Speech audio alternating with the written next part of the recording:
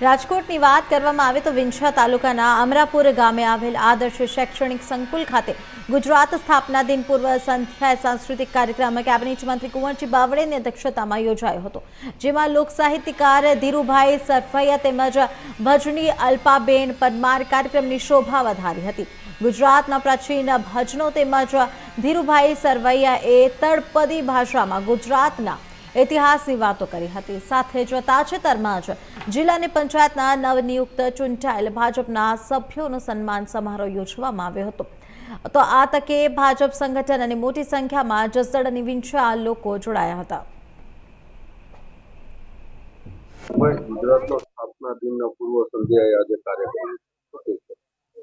આજે જસદણના અમરાપુર ગામે શૈક્ષણિક સંકુલમાં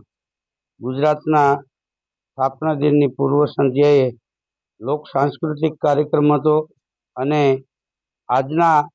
આ કાર્યક્રમમાં બધાને ખૂબ આનંદ આવ્યો છે અને એ સિવાય ગુજરાતના સ્થાપના દિન નિમિત્તે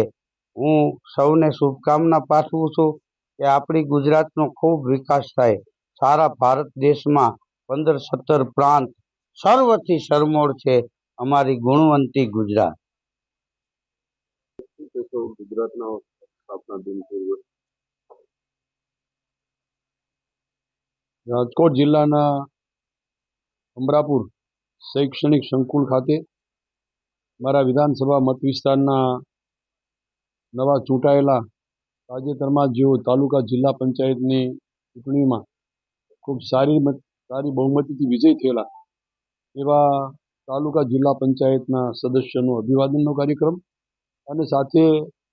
લોક સાહિત્યકારો અને લોક સાંસ્કૃતિક કાર્યક્રમ જેનું આજે ગુજરાતની સ્થાપના દિવસની પૂર્વ સંધ્યાએ કાર્યક્રમનું આયોજન કરવામાં આવેલું। ખૂબ વિશાળ સંખ્યામાં અહીંયા આ વિસ્તારના ખાસ કરીને લોકો એકત્રિત થયેલા। આ પ્રસંગે લોક સાહિત્યકાર ખાસ કરીને ધીરુભાઈ અને ગાયિકાબેન શ્રી અલ્પાબેન એમણે પોતાની આગવી સૂઝથી લોકોના દિલને ખુશ કરે એવા લોક સાહિત્યકારના જુદા જુદા દ્રષ્ટાંતો સાથે લોકોને ખુશ કર્યા અને સાથે અલ્પાબેને પણ સરસ મજાની પોતાની વાણીથી આ વિસ્તારના સૌને પોતાની આગવી સૂઝથી લોકગીતો અને સાંસ્કૃતિક અને સાથે સાથે રાષ્ટ્રગીતની પણ કલા પીરસી। આજના પ્રસંગે ખાસ કરીને આવતીકાલે જ્યારે એટલે કે 1 મે ગુજરાતનો સ્થાપના દિવસ છે એની આગળની પૂર્વ સંધ્યાએ અહીંયા સૌએ સાથે મળીને ખૂબ મોજ કરી અને લગભગ 450થી 4,500થી 5,000 જેવા લોકો